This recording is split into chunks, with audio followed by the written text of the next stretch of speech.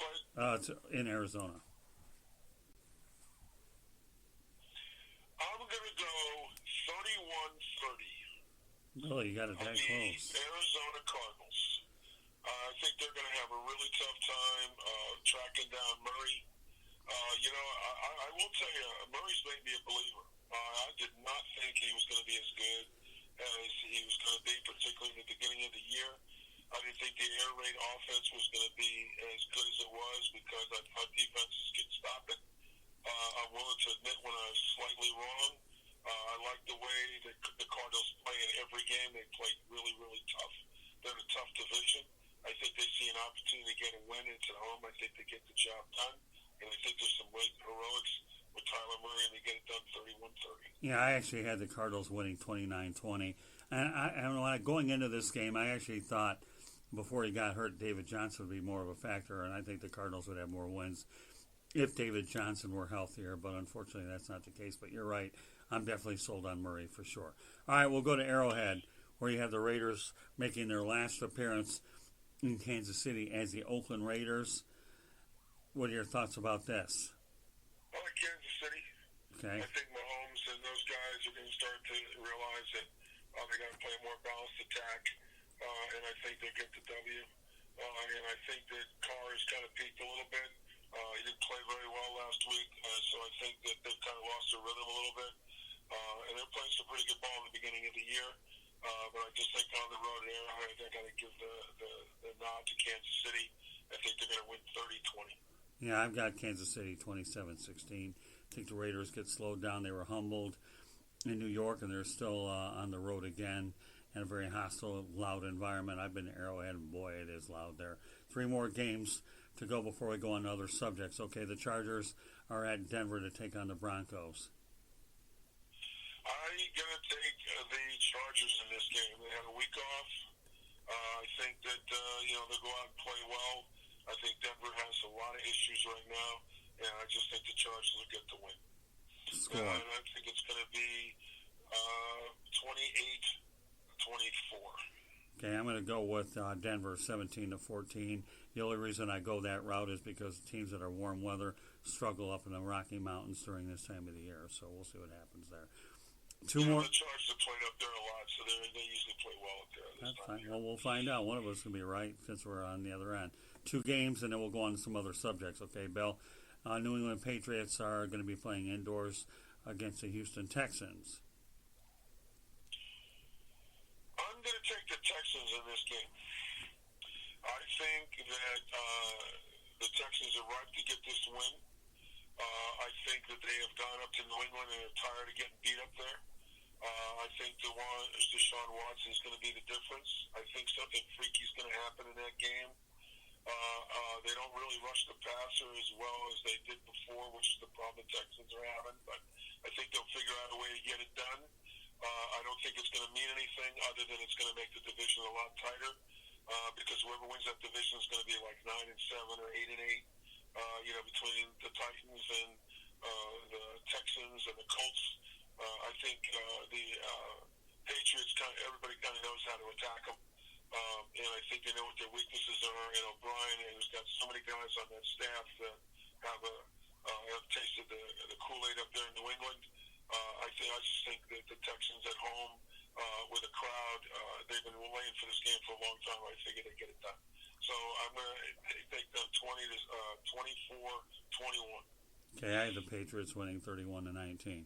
And the final game, will be Minnesota up in the Pacific Northwest taking on the Seattle Seahawks. I'm going to take the Seahawks in this game. The Seahawks are tough at home. I think that, it's just straight up, it's really tough to go up and play in the Northwest. I played for the Portland Breakers in the USFL. We won every home game. We lost every road game. It's really tough for teams to come all the way up there. I think Minnesota's been playing a really good ball. They still haven't made me believers yet in big games. And I just like the Seahawks. I think they know how to win. And they want to stay close to the 49ers, particularly if the Ravens are going to beat them.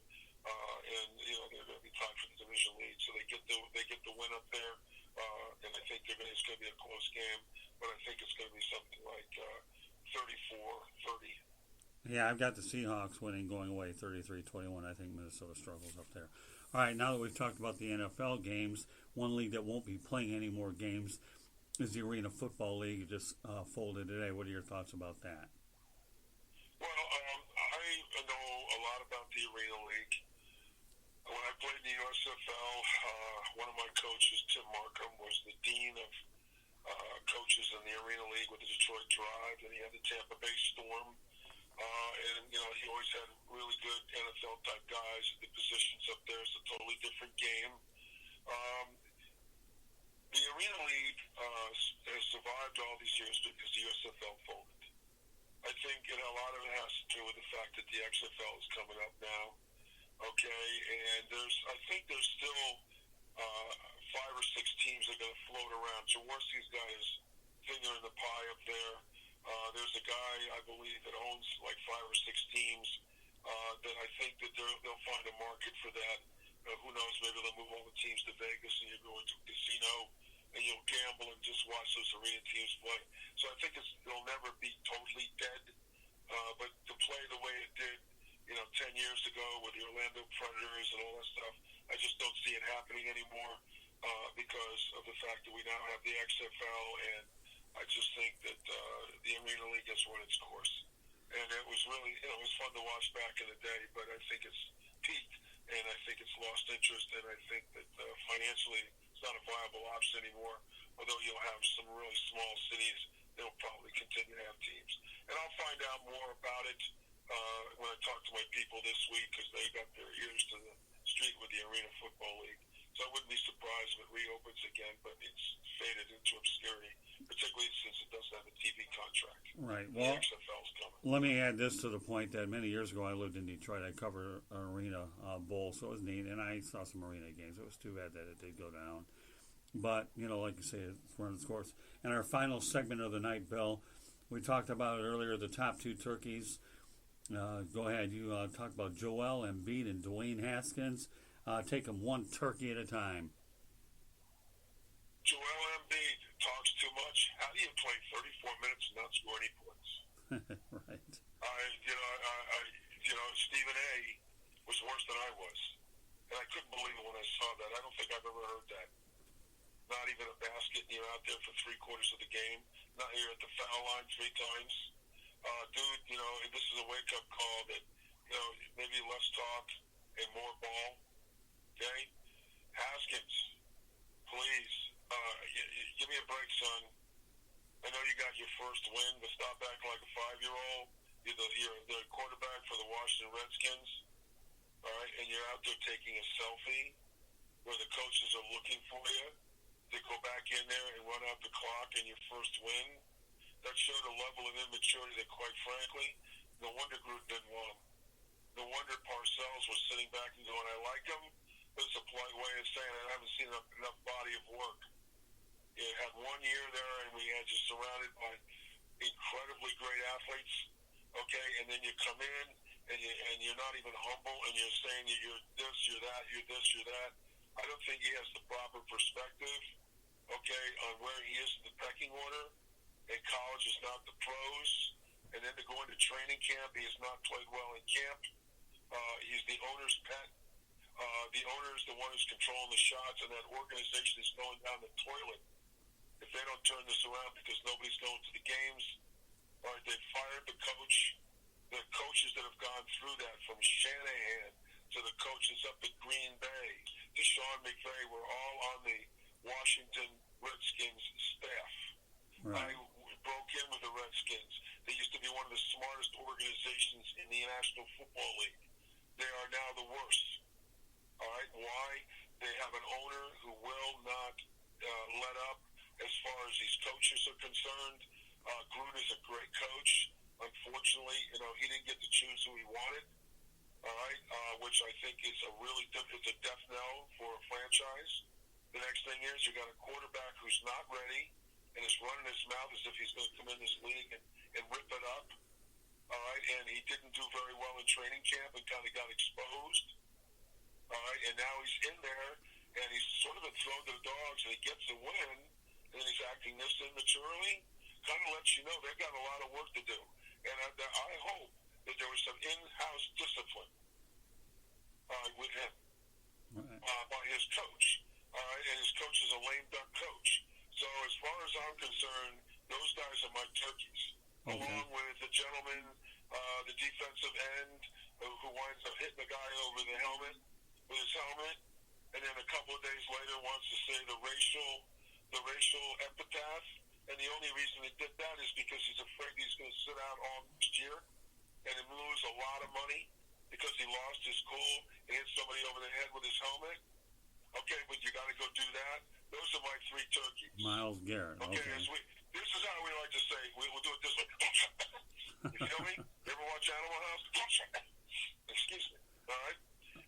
It just doesn't fly. Okay, and someone's got to put our foot down. This is the National Football League. Keep your mouth shut and play ball. All right, this isn't college. This isn't entertainment. This isn't social media. This is where grown men play. All right, well, now that you brought up Haskins, no show would be complete as we wrap this thing up, Bill, about the Michigan Wolverines and the Ohio State Buckeyes. Since we're in a prediction mode, I need you to go out on a limb on this very program about who you think is going to win the biggest rivalry in college football, Michigan or Ohio State, Bill Winters? Going to go with Ohio State, but it's going to be a really close game. Those games are always dogfights. I think Michigan has hung around and weathered the storm, is playing some pretty decent ball. I just think Ohio State's the better team. I don't think they're the number one team in the country. All right, but they'll win that game. All right, but it's not going to be easy. Give me a score. So, what's that? Give me a score.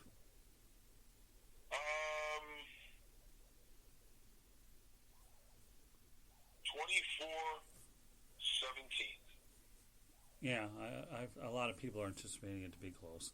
My heart's with the Wolverines, and that's pretty much where I'll leave it. So, all right, well, folks, that concludes this edition of Motor Mouth and Wild. Bill Winters, our Thanksgiving episode. I want to ask you a question, Yeah. Scott. Yes, Bill. Who do you have in your top four for the final? Not Alabama. I like Alabama. Do you? Something's going to happen this weekend where they're going to get in. It's either going to be them or Utah. And I think we know who the better team is. Unfortunately, it may not work. Right. But I just think something's going to happen this weekend where Alabama's going to get a shot to go in there. Okay? And I just think they'll be the fourth team. I don't know how it's going to shake out. That's what my gut instinct's telling me. The way they came back against LSU, okay, and the way they played, trust me when I tell you, that schedule is, I just think that they may get politicked out. And it's a shame, particularly if Utah wins. But that Oregon upset, that helped them. And they're crying in there. Oklahoma's kind of hanging around, too. Right. All right, so this ain't over yet, okay? But who do you have as the four? Who do I have as the four? Mm-hmm. Well, here, I'll tell you, Bill, okay? I like Clemson going back. I actually do like Ohio State, even though that probably pains me to have to do it. The other ones I actually like LSU, and I would go with Utah. And I'm hoping like hell, okay, that Auburn beats Alabama. I'm sick and tired of Alabama, to be honest with you. I really am. I'm pulling hard for the Auburn Tigers. Huh? The smart money is what you're saying. Okay. LSU, Ohio State, Clemson, and Utah. Right. Okay? But we know the four best teams are LSU, Clemson, Ohio State, and Alabama. Right. Okay, and that's it. Okay, and but unfortunately, Alabama might not get in. Well, I just have a feeling that that's what it's going to be. Don't ask me how. Somebody's going to get beat this weekend. Somebody's going to drop the ball in the next 2 weeks, and Alabama's going to creep in. Well, you're probably right, but I'm still hoping that if Ohio State doesn't win it all, even though they're Michigan's arch rival, I'm hoping that LSU wins it all. If for no other reason, Ed Orgeron has done a marvelous job out in Baton Rouge, and I'm pulling hard for a guy that should have had the USC job but never got it. But I guess he found himself a good spot over in the Bayou country. So good points.